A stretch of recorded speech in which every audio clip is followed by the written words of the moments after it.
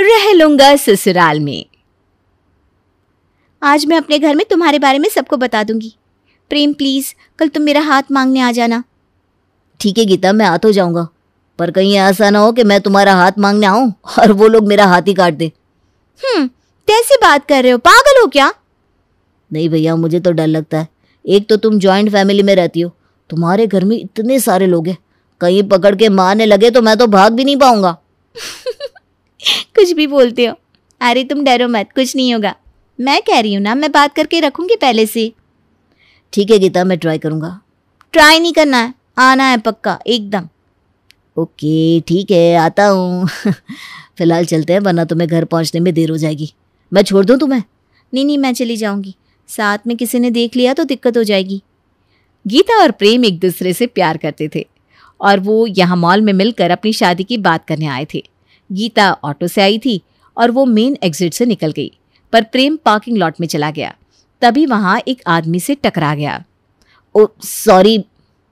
What sorry? अंधे हो क्या? आके इतनी तेज टकरा गए और सॉरी बोल रहे हो? देख तो आप भी नहीं रहे थे, टकराए तो आप भी है, पर मैं तमीजदार इंसान हूँ इसलिए मैंने सॉरी बोल दिया। तुम कहना क्या चाहते हो कि मैं बदतमीज हूँ? यह संस्कार है तुम्हारे? ऐसे बड़ों से बात करते हो? मेरे तो संस्कार सही है इसीलिए सॉरी बोला, पर आपको तो वो भी समझ में नहीं आया। एक तो चोरी, ऊपर से सीना चोरी। इतनी जोर से धक्का मारा है तुमने तो सॉरी तो बोलोगे ही। एहसान किस बात का जता रहे हो? इस बात का कि आपने नहीं बोला। यही सिखाया है माँ बाप ने बड़ों से बहस करना? अपने माँ बाप से भी ऐसे ही बहस करते हो? देखिए, माँ बाप के बारे में कुछ मत बोलना वरना मैं आपकी उम्र भूल जाऊंगा। धीरे धीरे असली रंग बाहर आ रहा है। क्या करेगा, क्या करेगा? मारेगा मुझे? अरे जाओ अंकल, क्यों दिमाग की हटा रहे हो? नहीं नहीं, बोलना क्या करेगा? Please stop it for God sake. Prem ये बोलकर जाने लगता है, पर वो आदमी आता है और प्रेम की कार के पास खड़ा हो जाता है। ये आप क्या कर रहे हैं? हटिए यहाँ से। ये मेरी कार है। Please don't do this. हटिए यहाँ से वरना मैं कुछ गलत कर बैठूंगा। अरे फिर वही कर रहा है। एक तो चोरी, ऊपर से सीना चोरी। मेरी कार को अपनी कार कह रहा है। प्रेम कुछ नहीं बोलता और अपनी चाबी का बटन दबाता है, जिससे वो गाड़ी अनलॉक हो जाती है। ये देखकर वो आदमी समझ जाता है कि ये सचमुच उसकी गाड़ी नहीं है। फिर वो सामने खड़ी गाड़ी के पास चला जाता है, जो दिखने में एग्जैक्टली सेम थी। यहाँ पर तो साफ साफ गलती आपकी थी ना, अब तो सॉरी बोल सकते थे। भाड़ में जाओ। शुक्र मनाओ कि मैं अच्छे घर का लड़का हूं, वरना मेरी जगह कोई और होता तो पता नहीं क्या करता आपको। ये बोलकर प्रेम अपनी कार लेकर वहां से चला जाता है और वो आदमी उस पर चिल्लाता रह जाता है। अब अगले दिन प्रेम अपने पिता संजय के साथ बन ठन कर गीता के घर पहुंचता है। गीता ने पहले ही अपने घर में प्रेम के बारे में बता दिया था, तो सब प्रेम का इंतजार कर रहे थे। नमस्ते। नमस्ते।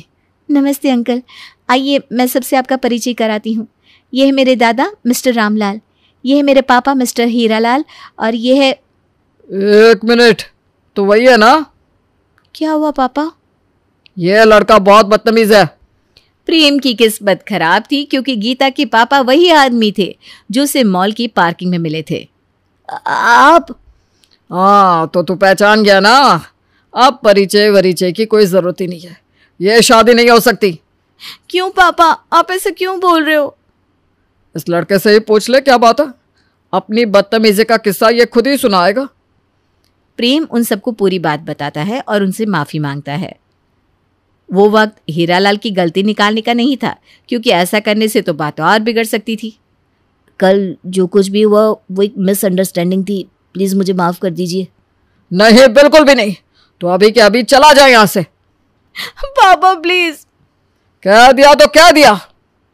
चलो बेटा, मैं तुम्हारे लिए यहाँ आया था, लेकिन मैं इससे ज्यादा बेइज्जती नहीं सह सकता। चलो यहाँ से। गीता रोती बिलखती रहती है, लेकिन संजय और प्रेम मजबूरन वहां से चले जाते हैं। हीरालाल को किसी पर भी तरस नहीं आता। उन लोगों के चले जाने के बाद भी गीता अपने पापा को मनाने की कोशिश करती है। पापा, मैं प्रेम से बहुत प्यार करती हूँ, उसके बिना नहीं जी सकती। प्लीज आप ऐसा मत करिए। तेरे लिए अपने बाप की इज्जत कोई मायने नहीं रखती। उसने मेरी बेइज्जती करी थी और तू फिर भी उससे शादी करना चाहती है। पापा, उसे बताया ना कि वो एक मिसअंडरस्टैंडिंग थी। उसे तो पता भी नहीं था कि आप मेरे पापा हो। उसे ये नहीं पता था कि मैं तेरा पापा हूँ, लेकिन मेरी उम्र तो दिख रही थी। उसने उम्र का लिहाज भी नहीं किया, इसलिए अब मैं भी कोई लिहाज नहीं करूँगा। गीता बहुत गिड़गिड़ाती है, पर हीरालाल उसकी एक नहीं सुनता। अगले दिन गीता प्रेम को फ़ोन लगाती है और उसी मॉल में मिलने बुलाती है। हाँ बताओ। What do you mean by हाँ बताओ? तुम्हें मुझसे शादी करनी है या नहीं? तुम तो हाथ पे हाथ रखकर बैठ गए आराम से। तुम्हारे पापा ने साफ साफ मना कर दिया, अब मैं क्या करूं? मेरे पास एक आइडिया है। तुम किसी बहाने से मेरे घर में आओ और सारे घर वालों का दिल जीत लो। हाँ वैसे आइडिया बुरा नहीं है, ट्राई किया जा सकता है।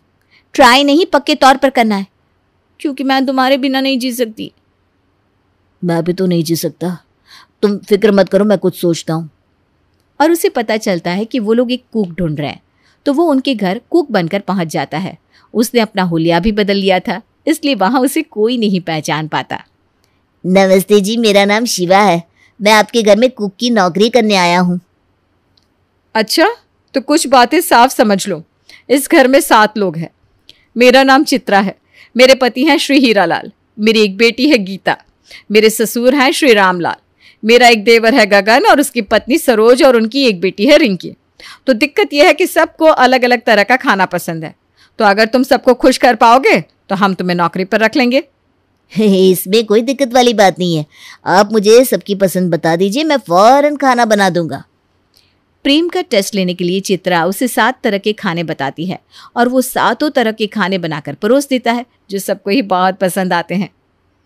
वह खाना तो बड़ा स्वाद है। सच में इस बावर्ची के हाथ में तो जादू है। ऐसा खाना तो मैं भी नहीं बना पाती। मेरे ख्याल से तो हमें इस बावर्ची को रख ही लेना चाहिए। हाँ सही कह रही हो, तुम्हारी नौकरी पक्की शिवा। धन्यवाद साहब, धन्यवाद। प्रेम उनके घर में नौकरी करने लगता है और उन लोगों का दिल जीतने की कोशिश भी। क्या बात है आंटी, आप इतना परेशान क्यों हैं? अरे ये जो मेरे ससुर जी हैं ना, बीमार रहते हैं लेकिन दवाई खाने को तैयार नहीं है। समझ में नहीं आता क्या करूं। अरे बस इतनी सी बात, आप फिक्र मत करिए, आज से उनको दवाई खिलाने की जिम्मेदारी मेरी। प्रेम खाने के साथ रामलाल को जूस देने लगता है, जिसमें वो उन्हें दवाई घोल कर दे देता है। अरे ये जूस अभी तक क्यों रखा हुआ है? फटाफट पी जाइए, चलिए चलिए। वैसे तो मुझे जूस बिल्कुल पसंद नहीं, लेकिन तू इतने अच्छे पकवान खिलाता है तो तुझे मना भी नहीं कर सकता। बिल्कुल बिल्कुल, आपको तो मेरी बात माननी पड़ेगी, मैं ना बहुत जिद्दी हूँ। चित्रा प्रेम का धन्यवाद करती है कि उसने रामलाल को दवा खिला दी। पर आप तो अभी भी इतनी उदास लग रही है, क्या बात है? नहीं कुछ नहीं, घर की बात है, अब तुम्हें क्या बताऊं। पता कर तो देखिए, क्या पता मैं उसका कोई हल बता पाऊं। दरअसल मैं ना गांव की रहने वाली हूँ और ये सब शहर के हैं, तो बस इसी बात पर मेरा आए दिन मजाक बनाते रहते हैं। अरे बस इतनी सी बात, चलिए आपको मैं शहरी बना देता हूँ। प्रेम चित्रा को शहरी रंग ढंग, बोलने का तरीका और हर चीज सिखाता है। दीदी आप वेनिला आइसक्रीम खाओगी? अरे मैं भी ना, आपको भला वेनिला कहाँ पता होगा, आप तो मट्ठाई खा लो। आई डोंट लाइक वेनिला, मैं तो बटर स्कॉच लूंगी। चित्रा को ऐसे बोलते देखकर सब दंग रह जाते हैं। वो बताती है कि उसे ये सब शिवा ने सिखाया है। सब लोग शिवा की भी तारीफ करते हैं। 10 कदम चलना भी आफत है मेरे लिए तो। अरे तो आप एक्सरसाइज क्यों नहीं करते? अरे मेरे पास टाइम कहाँ है ये सब करने का, और फिर मुझे तो पता भी नहीं क्या कैसे होता है। आप फिक्र क्यों करते हैं, मैं हूं ना। मैं आपको एक्सरसाइज भी बताऊंगा, डाइट प्लान भी बताऊंगा और टाइम टेबल भी बना कर दूंगा कि आप कब कौन सी एक्सरसाइज कर सकते हैं। अरे मेरे दोस्त, अगर तुम ऐसा कर दो तो बहुत दुआएं दूंगा मैं तुम्हें। प्रेम ऐसा ही करता है और कुछ ही समय में गगन एकदम फिट हो जाता है। ये लड़का है कौन? ये मेरे पापा हैं, आपके बेटे गगन। गगन तो मोटा था। हाँ, लेकिन शिवा भैया ने इनकी सारी चर्बी निकाल दी।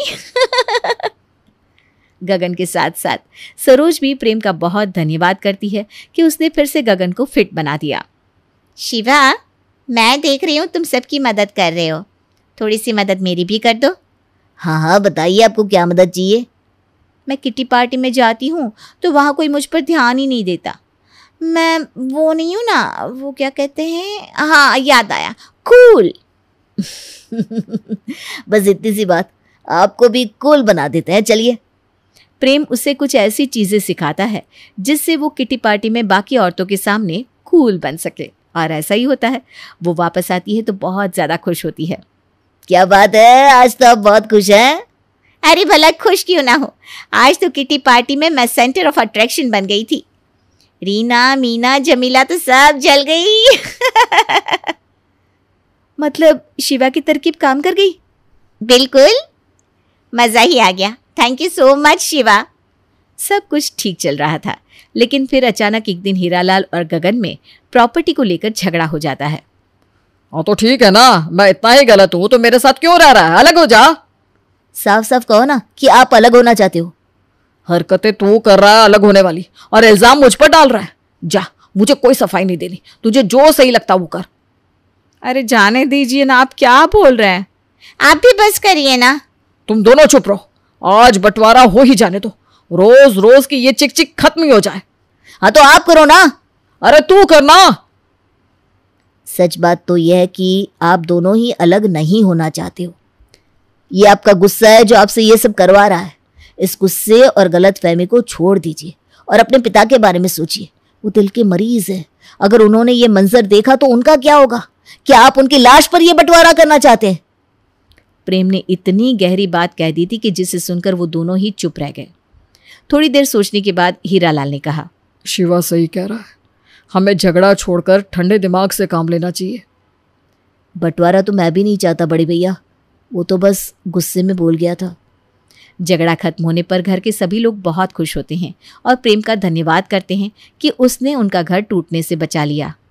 बेटा शिवा, तुम हमारे घर में रसोइया नहीं बल्कि एक फरिश्ता बनकर आए हो, क्योंकि जो आज तुमने किया है उसका एहसान हम जिंदगी भर नहीं भूल पाएंगे। बिल्कुल सही कहा माँ, ये फरिश्ता ही तो है, बस आप लोग पहचान नहीं पाए। क्या मतलब? नहीं, कुछ नहीं। एक दिन प्रेम देखता है कि गगन अपनी बेटी रिंकी को बहुत बुरी तरह से डांट रहा है। मैं काम पर जा रहा हूं, अगर वापस आकर मैंने फिर से यह बात सुनी तो मैं तुझे घर से निकाल दूंगा, समझी? बोल, समझी कि नहीं? जी समझ गई। क्या हुआ रिंकी, सब ठीक है ना? मैं डांस करना चाहती हूँ पर घर पर मेरा कोई भी साथ नहीं देता, खास तौर पर पापा तो बिल्कुल भी नहीं। वो कहते हैं कि मेरे डांस करने से उनकी नाक कट जाएगी। ये कोई ऐसा काम नहीं है जिससे नाम रोशन हो। अरे तो तुम रो क्यों रही हो? हम लोग तुम्हारे पापा की सोच बदल देंगे। वो कैसे? वो तो डांस के सख्त खिलाफ है। वो ऐसे कि तुम्हें बहुत अच्छा डांस करना पड़ेगा और उनका नाम रोशन करना पड़ेगा। प्रेम बिना किसी को बताए रिंकी का एडमिशन एक डांस एकेडमी में करा देता है। उसकी फीस भी वो खुद देता है। फिर जब वहाँ कंपटीशन होता है तो रिंकी उसमें जीत जाती है और उसे चीफ मिनिस्टर के हाथों पुरस्कृत किया जाता है। अरे मुबारक हो भाई साहब, मुबारक हो बहन जी, आपकी बेटी ने तो कमाल कर दिया। ऐसा क्या कर दिया हमारी बेटी ने? लो, पूरे मोहल्ले को पता है और आपको नहीं पता। टीवी खोलिए, सब पता चल जाएगा। अच्छा, ऐसा है तो अभी खोलते हैं। गगन टीवी खोलता है तो टीवी पर दिखता है कि रिंकी को चीफ मिनिस्टर पुरस्कार दे रहे हैं। मेरी बेटी को मुख्यमंत्री साहब पुरस्कार दे रहे हैं? तूने ऐसा क्या कर दिया बेटी? मैंने डांस की प्रतियोगिता में भाग लिया था। मैं ये साबित करना चाहती थी कि डांस करने से भी नाम रोशन हो सकता है। देखिए, अब नाराज मत होइएगा, आपकी बेटी ने आपको गलत साबित कर दिया। अब आपको हार मान लेनी चाहिए। अरे बिल्कुल, मुझे तुमसे कोई नाराजगी नहीं है रिंकी।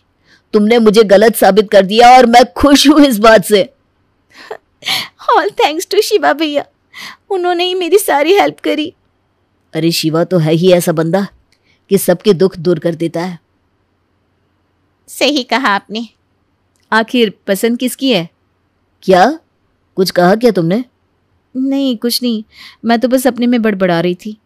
वो लोग बातें कर ही रहे थे तभी रामलाल की चीखने की आवाज आई। बचाओ! अरे पिताजी को क्या हो गया? ओह शिट, लगता है इनको हार्ट अटैक आया है। हे भगवान, हार्ट अटैक! कोई एम्बुलेंस को कॉल लगाओ। मैं लगाता हूँ।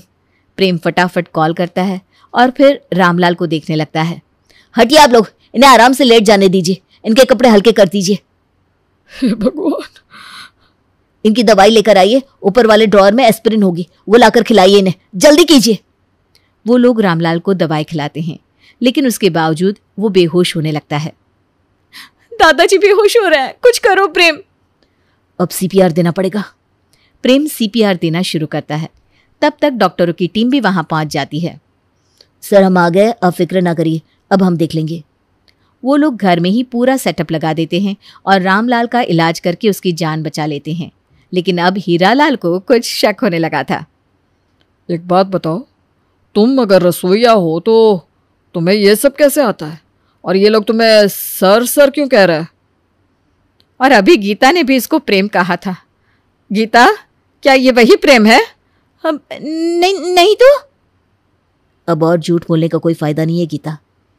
जी हाँ, मैं वही प्रेम हूं। इतना बड़ा धोखा! प्रेम का राज खुलते ही हीरालाल बहुत गुस्सा हो जाता है। वो उस पर चिल्लाने लगता है और उसे घर से निकल जाने को कहता है। पापा, वो आप लोगों का दिल जीतने के लिए यहाँ आया था और शायद वो उसमें कामयाब भी रहा। सिर्फ उसकी पहचान पता चलने से आप इतने नाराज क्यों हैं? गीता सही कह रही है जी, प्रेम बहुत अच्छा लड़का है। हाँ, उसने हमारे घर का बंटवारा होने से भी बचाया, मुझे कूल बनाया और मेरी जान बचाई। बेटा, एक छोटी सी गलती को ऐसे पकड़ कर नहीं बैठते, उसे माफ कर दो और इन दोनों की शादी हो जाने दो। हाँ, शायद आप लोग सही कह रहे हैं। मैंने बहुत ज़्यादा ओवर रिएक्ट कर दिया। मैं उस दिन भी गुस्से में ही था, इसीलिए मैंने उस दिन भी इसकी कोई बात नहीं सुनी थी। मुझे माफ़ कर दो बेटा, मेरी वजह से तुम्हें बहुत परेशानी हुई है। अरे नहीं अंकल, मैं तो खुश हूं कि मुझे अपने प्यार को साबित करने का मौका मिला। इनकी वजह से मुझे चीफ मिनिस्टर से अवार्ड मिला था।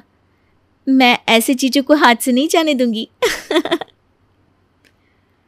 अब तेरे ये जीजू कहीं नहीं जा रहे हैं। जाएंगे तो हमारी गीता को लेकर। ये सुनकर प्रेम बहुत खुश होता है और हीरालाल के गले लग जाता है। गीता भी उनके गले लग जाती है। इस पल को देखकर सब लोग तालियां बजाने लगते हैं, क्योंकि आखिरकार गीता और प्रेम की जीत हो गई थी।